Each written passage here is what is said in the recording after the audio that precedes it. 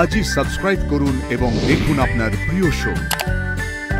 বজরংবলীর কাছে এই সিথির সিঁদুর মানত করেছো, তার মানে সামহাও তুমি বিলিভ করতে শুরু করে দিয়েছো যে ইউ আর মাই ওয়াইফ। আরশি, তোমার সাথে আমার আলাদা করে কিছু কথা আছে। এসো ঘরে এসো প্লিজ। না মধু, এই কথাটা শুধুমাত্র আরশির সাথে। আমি আরশির সাথে একা কথা বলতে চাই। বাবা আর ঠাম্মিরা মিলে যে ঝামেলাটা পাকিয়েছে সেটা একমাত্র আমি আর আরশি সলভ করতে পারবো। তুমি প্লিজ এসো না, এসো।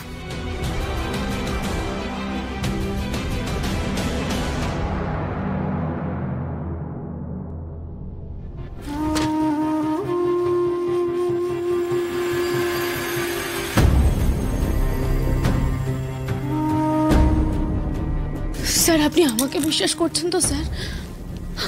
আমি কিন্তু সত্যি সিঁদুর পরতে চাইনি। আমি ভেবেছিলাম আমি সিঁদুর বদলে আবির রাখলাম,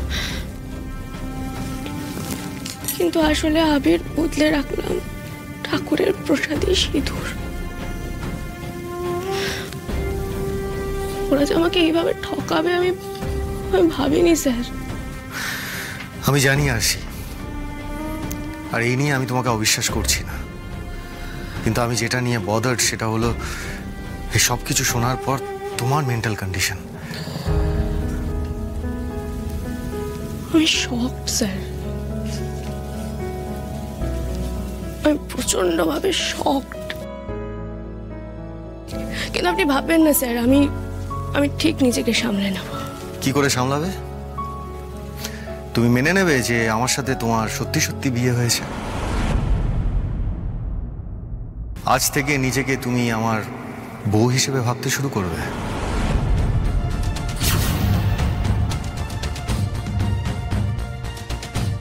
আর যদি সেটা করো তাহলে তুমি কিন্তু ভুল করবে আরশি। বাই অ্যাক্সিডেন্ট আমি তোমাকে সিঁদুর পরিয়েছি, but that doesn't change anything. আমি মধুবনীর প্রতি ইমোশনালি কানেক্টেড ছিলাম এবং এখনো আছি। আমি তোমাকে কোনোদিনও আমার স্ত্রী হিসেবে মেনে নিতে পারবো না।